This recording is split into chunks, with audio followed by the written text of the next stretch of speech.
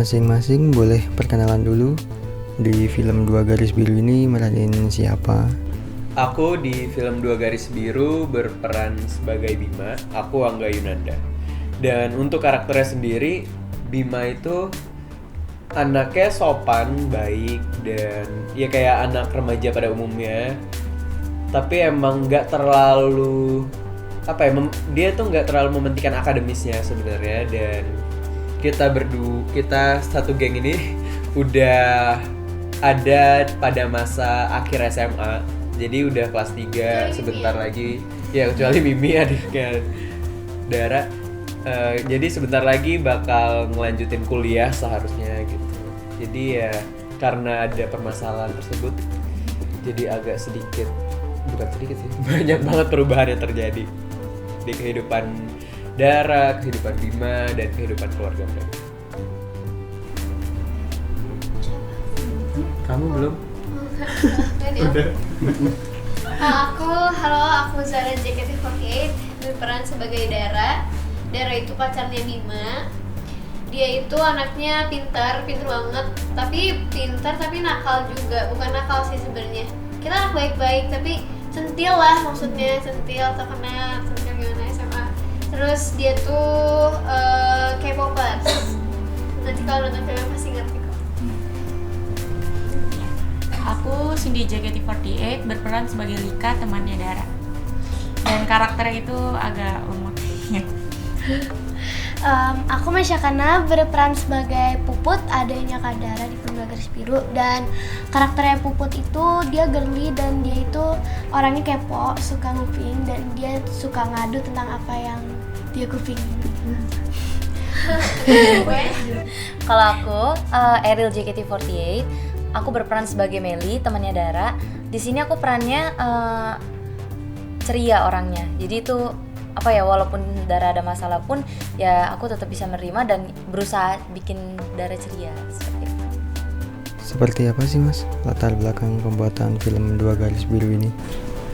Ya latar belakangnya cukup lumayan panjang ya ceritanya, karena ceritanya dibuat sama Gina, sutradara dan penulis skenario itu sejak tahun 2009 gitu, dengan concern yang ternyata sampai 2009 dan sekarang 2019, 10 tahun kemudian dia masih relevan gitu problemnya, soal masalah seks, edukasi dan remaja gitu. Bagaimana kita sebagai masyarakat masih ternyata sampai concern itu muncul dan 10 tahun kemudian, 1 dekade kemudian masih juga belum juga fasih bagaimana menyikapinya dan membicarakannya dengan baik, sehingga kita bisa menemukan sebuah ruang diskusi yang menarik dan juga bisa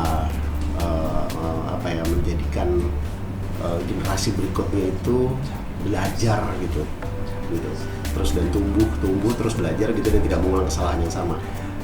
Dan ternyata waktu 10 tahun skenario itu dipendam gitu, masalahnya masih sama-sama saja. Problemnya tidak bergerak, terpecahkan dengan cukup solid gitu, sehingga akhirnya makin yakin gitu. Seperti juga keyakinannya Pak Parwes dari Star Vision yang menunggu cerita ini selama 10 tahun gitu, bahwa dia bilang bahkan ini makin penting gitu, karena memang problemnya malah makin naik gitu karena situasi teknologi, sosial media, dan kecepatan informasi yang terjadi justru malah makin membuat film ini jadi makin penting untuk dibuat. Skripnya ditulis 10 tahun. Kenapa sih harus menunggu sampai 10 tahun Mas? Nunggu Zara gede kayaknya. Oh. Ya karena saya mewakili Gina di sini. Karena sepanjang yang saya tahu, pada saat concern itu muncul, ya rupanya Gina sendiri juga masih belum merasa terlalu yakin dia punya sensitivitas yang cukup untuk bisa menulis topik ini dengan tepat tanpa terjebak cuma jadi sekedar mencari sensasi atau cuma menjadi kontroversi nantinya. Dia belum merasa punya kesensitivitasan yang cukup untuk menggali problem ini dengan lebih tepat gitu. Dia nunggu anak kedua lahir gitu, sampai dia jadi ibu 2 anak dulu gitu, dia merasa baru dia bisa paham gitu mungkin bagaimana menangani ini dengan baik gitu. Sebenarnya masalahnya itu. Oh, oke. Jadi dari sisi keibuannya Mbak Dina sendiri kali ya. Buat Angga dan Zara, film ini kan mengangkat isu yang sedikit sensitif gitu kan. Kalian sebagai pemain gimana sih menyikapinya? Awalnya sebelum pasti akan main di film Dua Garis Biru, ada castingnya dulu yang pasti, dan pihak Wahana Kreator sama Star Vision ngasih sinopsis sama skripnya juga. Dan pas awal baca emang lumayan bisa dibilang agak sedikit kaget sih sama topik yang diangkat, karena bisa dibilang emang beberapa tahun kebelakangan selama aku tumbuh di Indonesia emang jarang banget ada media apapun maupun film atau yang lainnya yang ngangkat tema tentang edukasi seks tersebut. Dan bisa dibilang aku sebagai remaja ya kayak pembelajaran dan pemahaman mengenai itu sendiri itu masih kurang gitu, bisa dibilang, karena ya di sekolah atau lingkungan keluarga atau lingkungan sosial tuh agak lumayan jarang sebenarnya untuk ngangkat ya hal-hal yang mungkin masih belum terbiasa mungkin mereka masyarakat umum, atau mungkin bahkan bisa dibilang tabu gitu. Jadi pas aku baca dan lebih mendalami apa sih sebenarnya yang pengen diangkat dan menuju kemana filmnya, aku sih sangat-sangat excited dan pengen banget untuk bisa ikutan di project film Dua Garis Biru ini. Dan alhamdulillah bisa kepilih, dan ya akhirnya ya memutuskan untuk melakukan semuanya secara maksimal gitu, biar mungkin nanti buat penonton yang ikut nonton bisa nyampe lah pesan yang pengen Kak Gina sampaikan. Apalagi emang udah ditulis lama banget, udah dipikirkan dengan matang selama hampir 10 tahun.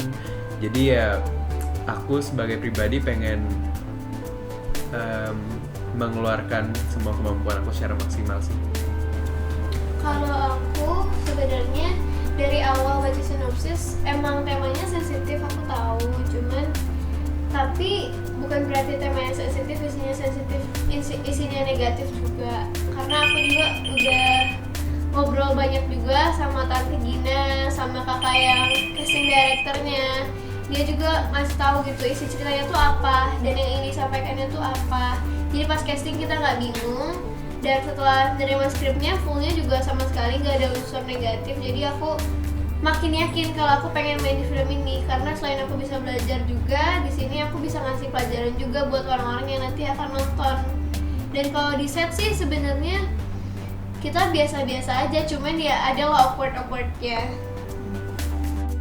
Buat masing-masing nih, menurut kalian pesan yang ingin disampaikan dalam film ini tuh apa sih? Kalau aku mungkin ya mulai dari aku, banyak banget sebenarnya sesuatu hal yang aku pelajarin dari sini, dan dengan tidak langsung merubah pendirian dan pandangan aku juga menjadi lebih mungkin lebih care sama orang. Dan aku pribadi jadi lebih bisa dibilang pokoknya lebih kuat lagi pendirian tentang ya gimana aku udah diajarin sama orang tua aku, sama agama, sama lingkungan untuk bisa menjaga diri dengan baik.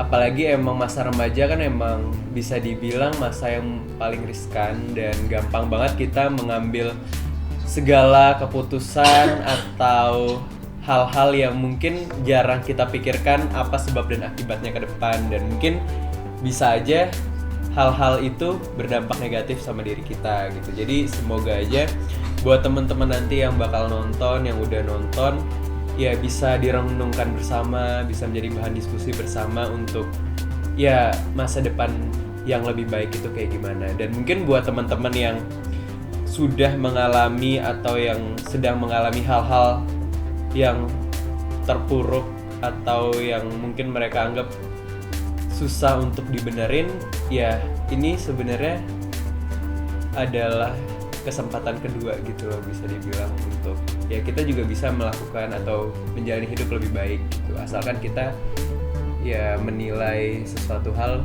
dengan positif ke depannya gitu. kalau dari aku mungkin sebagian udah nggak ngomongin, tapi pesan dari film ini mungkin belajar bertanggung jawab dari apa yang udah dilakuin gitu. Karena setiap sesuatu yang kita lakuin pasti akan ada akibatnya, baik itu baik maupun buruk. Dan film ini juga bukan hanya untuk remaja, tapi untuk orang tua juga. Jadi kayak ada kalau misalnya nanti udah nonton, di beberapa adegan tuh dilihatin banget kayak pentingnya komunikasi antara orang tua dan anak, dan itu disadarin gitu. Yang lainnya? Kalau aku deh, kalau aku bisa jadi pelajaran juga buat aku buat lebih berhati-hati lagi dalam memilih sesuatu, apalagi kan untuk masa depan juga kan. Apapun yang aku lakuin itu juga menentukan masa depan aku, mau itu baik ataupun buruk gitu. Jadi kayak lebih berhati-hatilah supaya masa depan aku bisa menjadi lebih baik lagi dan lebih terbuka sama orang tua. Ya, kalau aku film ini bisa jadi pembahasan sama mama aku tentang topik ini.